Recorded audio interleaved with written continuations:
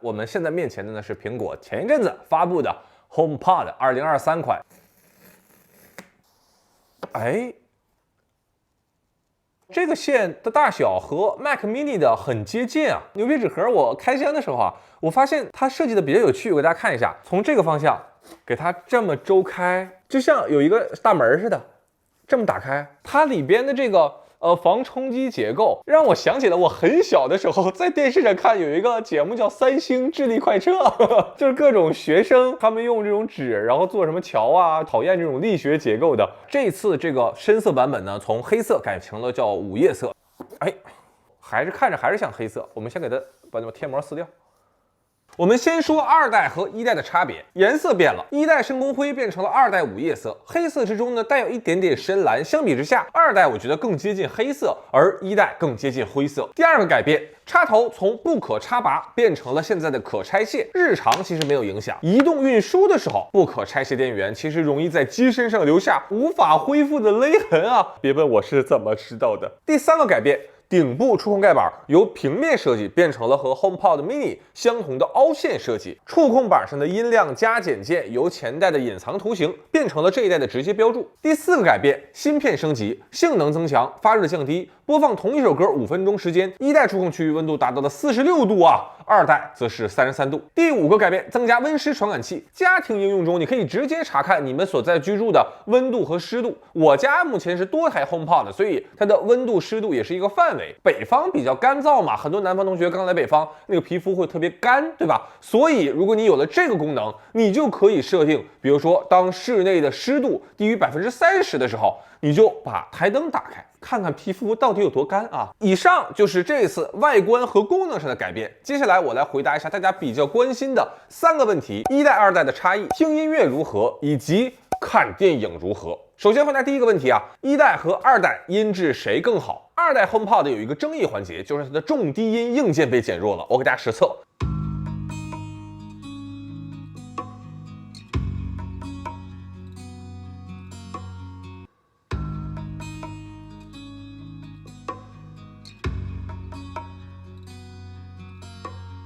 1代就要比2代更震撼，更有一种这个胸口碎大石的听感。当然，2代 HomePod 的低音也不弱，它只是不如1代那么强。I only wanted to have fun. I only wanted to have fun. 相比之下，2代它的人声更加清澈，更加纯净。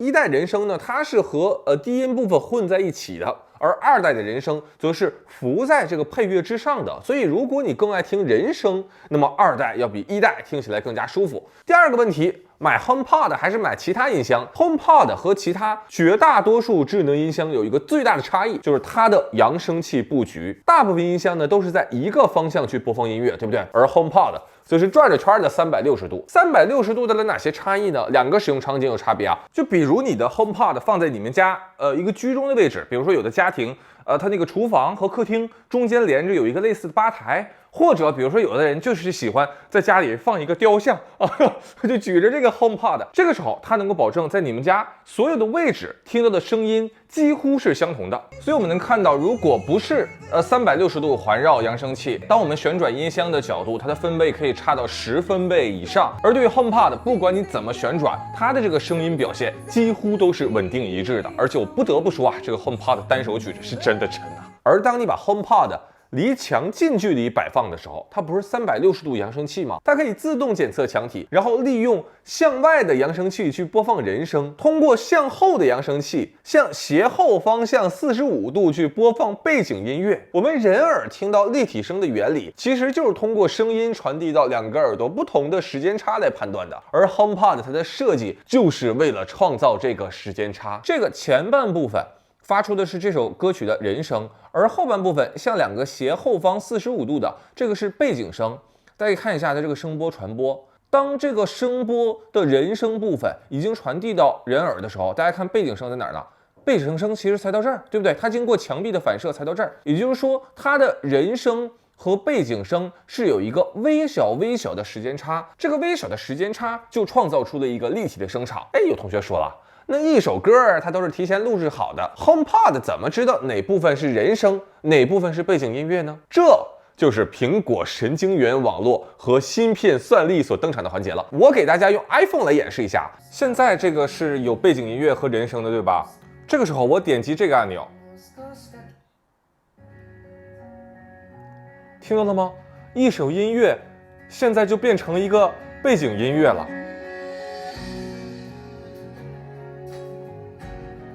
就是通过这种神经元网络计算 ，HomePod 可以把一首歌曲的人声和背景音乐区分开来，其中它的背景音乐通过面向墙壁的那一方反射，然后到达人耳，而人声部分则通过面向人的这一方的扬声器直接传递到人耳。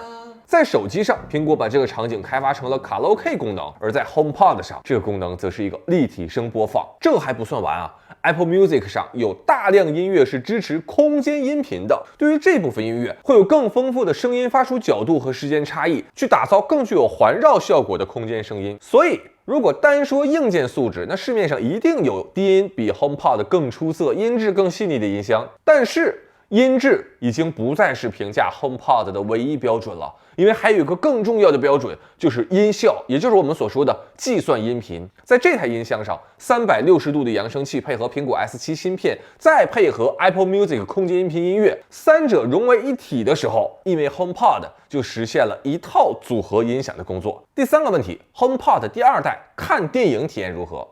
为了以最佳状态体验啊，我特意海淘啊购入了一款2022 Apple TV。Apple TV 是一款发布17年以来我第一次开箱的苹果产品啊，没想到是因为 HomePod。Apple TV 这个遥控器设计的非常有趣啊，可是比较蛋疼的是，我吃完饭我扔垃圾，顺手就把遥控器给扔了，现在只能用 iPhone 先撑一会儿场子了。在这个部分，你可以选择配对立体声的双 HomePod 作为电视的扬声器。Apple TV 配合 HomePod 看电影完全没有声化延迟啊，而且带来了声音部分两个最大的改变，一个是低音，就是二代它的低音表现在看电影的时候，能感受到一波又一波的低音来袭，但又不会让我头晕胸闷。所以我认为爱看电影的同学，可能二代要比一代更合适。大家先听一下用电视自带扬声器所听到的声音，大家注意一个时间点，就是这个炮打响之后有一个震动感。我们先听电视啊，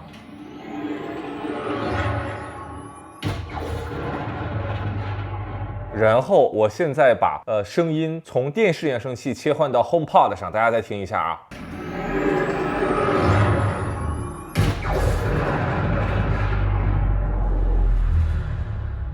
就是那种声波、能量波拍在你脸上的那种感觉。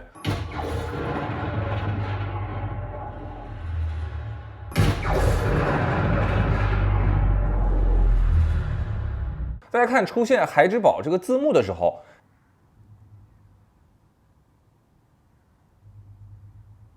然后就擎天柱开始念台词了。我们现在听一下 HomePod 的。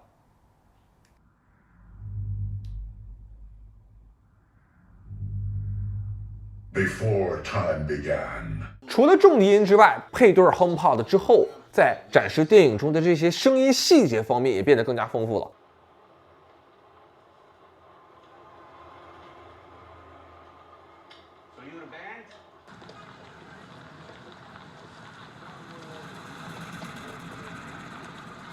So you in a band? George, bass. And we're not a band, we're a trio. Oh, trio. Hey. We're not a band, we're a trio. Oh, trio. Hey. 听出差别了吧？就是 HomePod 它利用算法会把这个声音给你拆解开，说话的时候是一个方向的声音，然后比如说背景啊这种环境声啊又是另一个方向的声音。当你这个声音拆解开之后，你就会发现哦，原来这个空间中有这么多声音的元素。这一点我认为要比重低音给我的震撼还要更强烈。